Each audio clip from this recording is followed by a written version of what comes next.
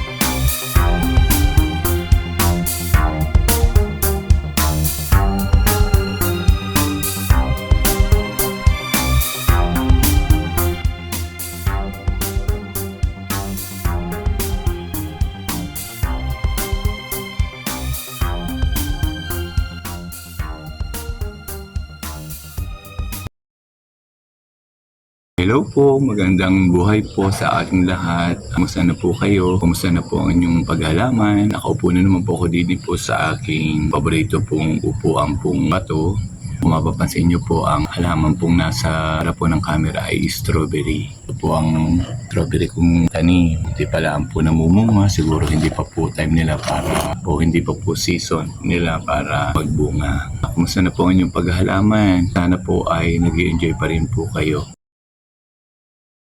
For today's video po, sa araw pong ito, ang pag-uusapan po natin o ay pakikita po natin ay isa pong halaman na tagal ko na pong inaalagaan at tagal ko na din pong naitanim din sa garden. Parang ngayon ko lang po napansin na ganda-ganda rin po pala niya. Naitanim ko rin po siya sa labas ng bahay pero hindi ko po masyado siyang napansin ang kanyang ganda. Nang dito ko na lang po napansin nung mag-ulanan po ay para pong naglalabasan po siya. Talaga pong ang gusto din po niya yung laging basa o yung tubig ulan. Natuwa po ako. Parang naisip ko po ay siya. Lalo ko po siyang padadamihin dahil pag po pala siya nagsama-sama ay maganda po. Napakaganda po. Papakita ko po sa inyo kung ano po yung halaman na tinutukoy ko. Kamag-anak po siya ng Caladium. Hindi po ako nagkakamali. Dito po ako sa garden. Lilibot ko muna po ang aking mga halaman at tinitingnan ko po yung pong halaman na pansin ko po na talaga po nga palang pagka po nag-uulan ay lumalabas po siya at kaganda-ganda po niyang tingnan, lalo na po kung nagdadamihan o nagsasama-sama. Kukuha po ako ng ilan at akin pong ipopropagate o itatanim ko po dun sa ilang maganda kong paso para po in case po na may makakita gusto pong bumili ay di pwede ko po siyang ipagbili kasi po napansin ko madami naman po siya din sa garden. Nakakatuwa po, kaganda po niya. Ipapakita ko po sa inyo yung halaman pong sinasabi ko na ngayon pong nag-uulan ay talaga po namang nagpapakitang gilas po ang kanyang ganda. Ito po ang halamang tinutukoy ko. Kamag-anak po siya ng mga Caladium. Di ko lang po alam ang kanyang ID. Marami na din po akong tanim nito. Medyo nito ko lang po napansin ang kanyang ganda. Kaya gusto ko po talagang magparami pa at ilagay po siya sa maganda rin pong pots para po baka po may gustong humingi at may gustong bumili ay pwede ko po ding ipamigay o ipagbili.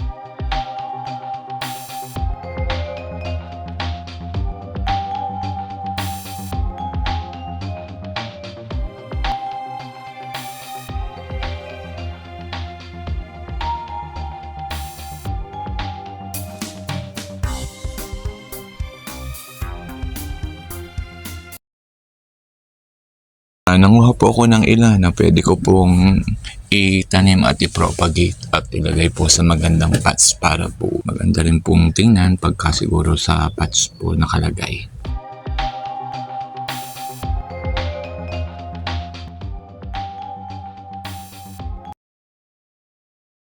Lilinisin ko po muna yung pots po na aking pagtatamnan na wala pong mga tanim na medyo maputik po kaya po hugasan ko muna para po mas maganda po pag siya po ay tinamnan.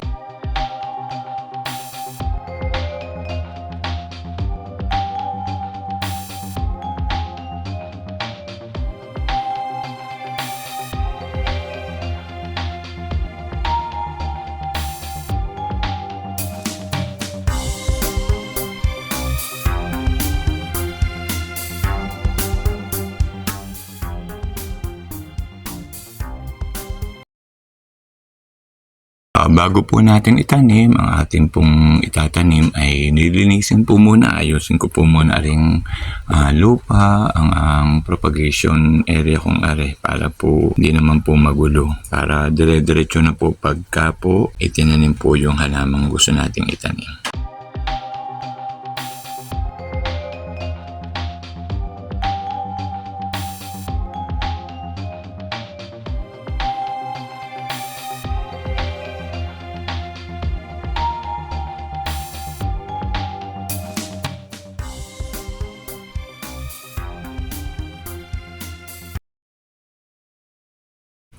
Yan, na-propagate na po natin, didiligan na po natin. Konti lang po ulit ang dilig para po hindi naman po babad na babad sa tubig.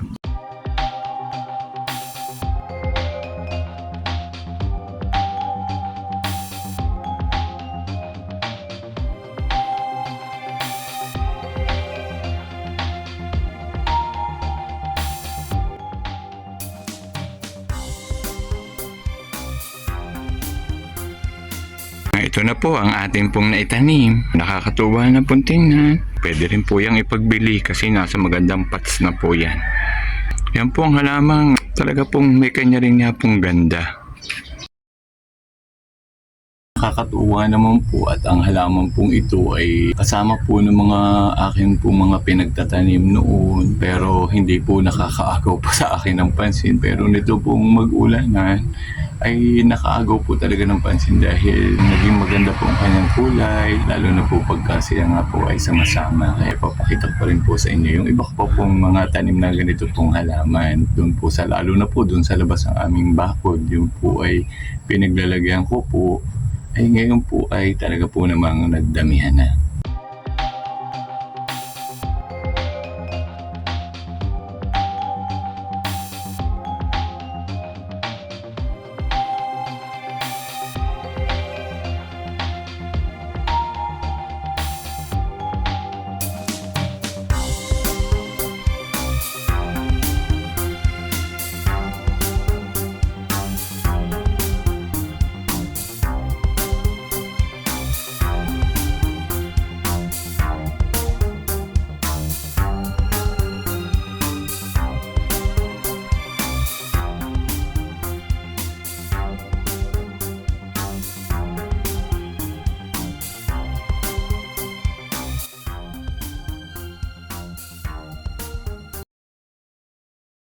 Ang halaman niya din po pala ay para din pong tao. Meron pong time na talaga pong hindi po natin siya ganung pansin.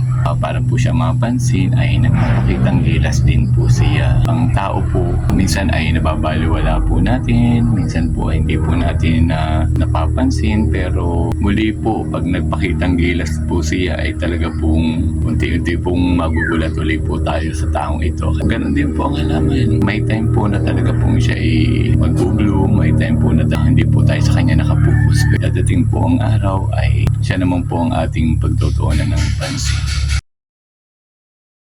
Sana po na gustuhan po ninyo ang ating ipinakita pong halaman ngayong araw pong ito sa ating video.